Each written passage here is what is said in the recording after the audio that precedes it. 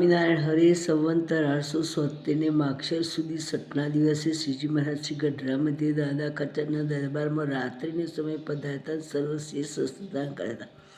પોતાના કંઠે વિશે મોગરાના કનિકાના પુષ્પના હાર બિરાજમાનતા અને પોતાના મુખારવિંદની આગળ મુનિ મંડળ તથા દેશના હરિભક્તોની સભા ભરીને બેઠી. પછી શ્રીજી મહારાજ બોલ્યા કે જેના અંતરમાં ભગવાનની મૂર્તિનો અખંડ વાસ હોય તો પણ જે અવતારે જે લીલા કરી હોય તે સંભાળી રાખવું અથવા બ્રહ્મચર્ય સત્સંગી સાથે હેત રાખવું તો શા સારું. દેહ મૂક્યા સમયે જો ભગવાનની મૂર્તિ ભૂલી જવાની જે અવતારે જે લીલા કરી હોય તે સોંભરી આવે અથવા બ્રહ્મચર્ય સત્સંગી સાધુ સોંભરી આવે તે કરીને ભગવાનની મૂર્તિ સોંભરાય તો તે જીવની મોટી પદવીને પામે તેનું ઘણું રૂડું થાય. અને વર્ષો વર્ષ અમે જન્માષ્ટમી વર્ષ ઉત્સવો વિષ્ણુયાગ એકાદશી એવા મોટા મોટા ઉત્સવો કરીએ છીએ અને એમાં બ્રહ્મચર્ય સત્સંગી સાધુ ભેગા કરીએ છીએ.